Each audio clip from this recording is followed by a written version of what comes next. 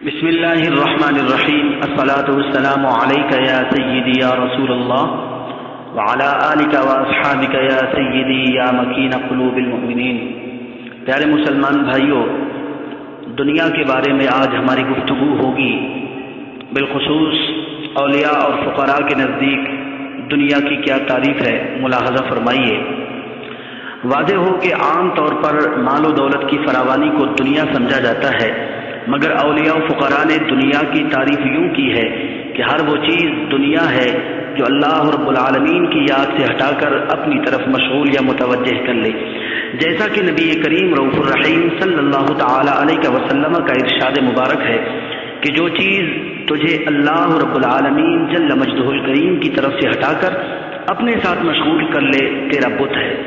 سلطان الفقر حضرت سخی سلطان محمد اصغر علی رحمۃ اللہ تعالی علیہ فرماتے ہیں کہ اگر تیرے پاس مال و دولت ہے لیکن تیرے دل میں اس کی محبت نہیں ہے اور تو اسے اللہ رب العالمین کی راہ میں بے دھڑک صرف کرتا ہے تو یہ دنیا نہیں ہے۔ البتہ اسباب دنیا کو جب تو اپنی مجبوری بنا لے گا تو تیرے لیے سب اسباب دنیا بن جائیں گے۔ بس تو دنیا میں رہتے ہوئے اس سے دامن بچا کے ایسے نکل جا جیسے کہ مرغابی پانی میں رہتے ہوئے بھی اپنے خشک پر رکھتی ہے، اور دنیا سے اپنا نصیب اس طرح حاصل کر کہ جیسے بگلا پانی کے کنارے پر رہ کر اس کے اندر سے اپنا رزق حاصل کرتا ہے اور خود کو پانی میں غرق نہیں کرتا۔ تو کاروبار دنیا کر مگر اللہ رب العالمین کے لیے، دنیا کا رزق کھا مگر اللہ کے لیے، دنیا میں چل پھر مگر اللہ کے لیے۔ میں یہ نہیں کہتا کہ تم دنیا بھر سے علیحدگی اختیار کر لو، ہاں البتہ جو کام بھی کرو اس میں یاد خدا ہو اور قلب اللہ رب العالمین کی طرف متوجہ ہو اور ہاتھ دنیا کے کام کی طرف۔ دنیا میں اس طرح رہنا چاہیے جس طرح کشتی پانی میں، جیسے ہی پانی کشتی کے اندر داخل ہوتا ہے کشتی ڈوب جاتی ہے، اسی طرح انسان کو دنیا کی محبت اپنے دل کے اندر داخل نہیں ہونے دینا چاہیے۔ اور اصل میں اولیاء کرام کا فلسفہ بھی یہی ہے کہ ہر وہ چیز جو انسانی قلب کو اللہ کی طرف سے ہٹا کر اپنی طرف متوجہ کر لے وہ دنیا ہے۔ ترک دنیا سے مراد ترک ہوس دنیا ہے، یعنی دنیا سے باطنی لا تعلقی کا نام ترک دنیا ہے، اور اس کے بغیر معرفت الہی حاصل نہیں ہو سکتی، کیونکہ دنیا اور اللہ رب العالمین کی محبت ایک دل میں جمع نہیں ہو سکتی۔ دنیا سائے کی مانند ہے، اگر آپ سورج کی طرف پیٹ کر لیں تو آپ کا سایہ آپ کے سامنے آ جائے گا، اگر آپ اپنے سائے کو پکڑنے کے لیے اس کی طرف بڑھیں گے تو وہ آپ کے آگے چل پڑے گا اور آپ کے ہاتھ نہیں آئے گا، اور اگر آپ اپنے سائے کی طرف پیٹ کر لیں اور سورج کی طرف منہ کر کے چل پڑیں تو سایہ آپ کے پیچھے بھاگنے لگے گا۔ بالکل اسی طرح اگر آپ اللہ رب العالمین سے منہ موڑ کر دنیا کی طرف چل پڑیں گے تو اسے پکڑ نہیں سکیں گے، لیکن اگر آپ دنیا سے منہ موڑ کر اللہ رب العالمین کی طرف چل پڑیں گے تو دنیا آپ کے پیچھے بھاگنا شروع کر دے گی۔ ترک دنیا کی اصطلاح کو منکرین اور ناقدین تصوف و طریقت نے خوب اچھالا ہے اور اسے رہبانیت یا غیر اسلامی قرار دے کر رد کر دیا گیا ہے۔ دراصل صوفیاء کرام کے فلسفہ کے مطابق اس اصطلاح کو سمجھنے کی کوشش ہی نہیں کی گئی۔ اصل میں صوفیاء کرام کے فلسفے کے مطابق ترک دنیا سے مراد ترک ہوس دنیا ہے، یعنی دنیا سے باطنی لا تعلقی کا نام ترک دنیا ہے، اور یہ اصطلاح ان کی خود ساختہ نہیں بلکہ انہوں نے اسے قرآن و حدیث سے حاصل کیا ہے۔ ملاحظہ فرمائیے،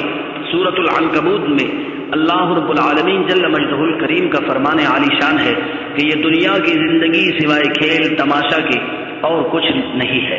بے شک آخرت کا گھر ہی اصل زندگی ہے، کاش وہ اس کو سمجھ جائیں۔ اس کے علاوہ سورۃ الانعام آیت نمبر 32 میں خالق کائنات جل وعلا نے فرمایا کہ دنیا کی زندگی تو ایک کھیل تماشا ہے اور آخرت کا گھر اہل تقوی کے لیے بہت بہتر ہے، کیا تم عقل سے کام نہیں لیتے؟ سورۃ الحدید آیت نمبر 20 میں اللہ رب العالمین جل مجدہ الکریم نے فرمایا، جس کا ترجمہ یہ ہے کہ جان لو کہ دنیا کی زندگی لہو و لعب، آرائش اور آپس کی منافرت، مال و اولاد میں کثرت طلب کرنے کے سوا کچھ نہیں۔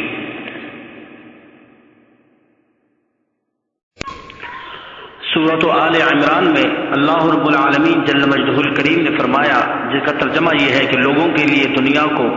عورتوں کی کشش، اولاد، جمع شدہ دولت کے خزانوں، سونے اور چاندی،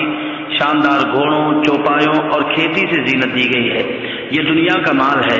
اللہ رب العالمین کے پاس ہی اصل ٹھکانہ ہے۔ حضور علیہ الصلوۃ والتسلیم نے بھی دنیا کی محبت کو ایمان کے لیے بہت بڑا فتنہ قرار دیا ہے۔ آپ صلی اللہ علیہ وسلم کے ارشادات مبارکہ یہ ہیں کہ دنیا اور دنیا کے اندر جو کچھ ہے سب ملعون ہے۔ اس کے علاوہ حضرت سیدنا ابو ہریرہ رضی اللہ تعالی عنہ کا بیان ہے کہ حضور اکرم نور مجسم رحمت عالم شفیع معظم صلی اللہ تعالی علیہ وسلم نے فرمایا کہ دنیا مومن کے لیے قید خانہ ہے اور کافر کے لیے جنت۔ دنیا مردار ہے اور اس کے چاہنے والے کتے ہیں۔ دنیا گدھوں کی جگہ ہے، دنیا کتے کا گھر ہے، دنیا کی لذت خنزیر کا گوشت ہے، دنیا کی عیش کافروں کا فخر ہے، دنیا دل کی سیاہی ہے۔ نبی کریم رؤوف الرحیم صلی اللہ تعالی علیہ وسلم کو اللہ رب العالمین جل مجدہ الکریم نے یہ اختیار دیا ہے کہ وہ دنیا اور آخرت میں سے جسے چاہے پسند کر لیں، لیکن آپ صلی اللہ علیہ وسلم نے آخرت کو ترجیح دی۔ حضور اکرم صلی اللہ تعالی علیہ وسلم کا ارشاد مبارک ہے کہ اگر میں توجہ کروں تو احد پہاڑ بھی سونا بن جائے، لیکن ہمیں دنیا منظور نہیں۔ آیت قرآنی اور احادیث مبارکہ سے ثابت ہوتا ہے کہ فقراء نے یہ اصطلاح خود ایجاد نہیں کی، بلکہ عین حکم ربانی کے مطابق ہے، اور نہ ہی فقراء دنیا کو چھوڑ کر جنگلوں میں نکل جانے کا حکم دیتے ہیں، بلکہ ترک دنیا سے مراد ترک ہوس دنیا ہے، یعنی دنیا کی محبت دل سے نکال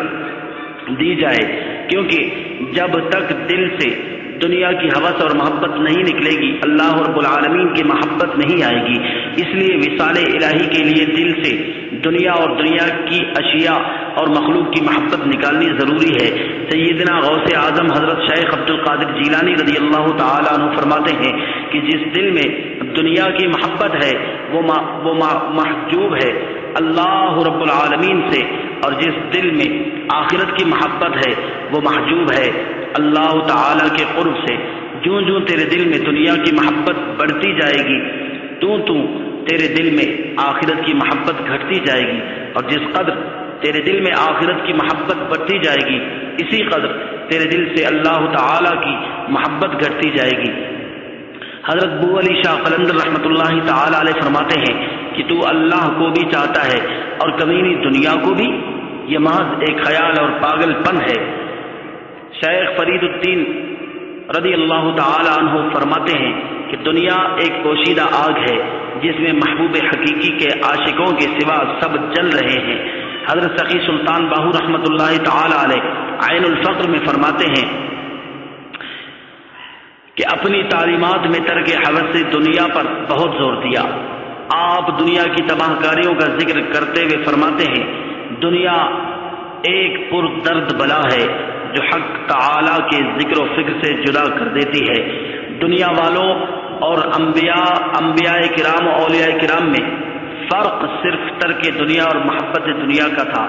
آپ رحمت اللہ تعالی علیہ فرماتے ہیں سونا چاندی، اونٹ گھوڑے، بیل گدھے، ہاتھی، نوکر سپاہی وغیرہ ابو جہل و یزید کا خزانہ و لشکر تھا، جبکہ صبر، شکر، ذکر، فکر، ذوق، شوق، محبت، عشق، نماز، روزہ اور فقر صحابہ کرام رضوان اللہ تعالی علیہم اجمعین، مسلم، مومن، فرقان، نص، حدیث، حضرت محمد رسول اللہ صلی اللہ تعالی علیہ وآلہ وسلم اور امام صاحبان کا لشکر تھا۔ نقارہ و دہل و دف و شرنا وغیرہ ابو جہل و یزید کی نوبت تھی، جبکہ بانگ و اذان اور ذکر اللہ کا بلند نعرہ محبوب دو عالم صلی اللہ علیہ وآلہ وسلم و امام صاحبان کی نوبت تھی اور ہے۔ نوبت دنیا و بادشاہی باطل و فانی ہے، جبکہ نوبت دین محمدی صلی اللہ علیہ وسلم باقی و غیر فانی ہے۔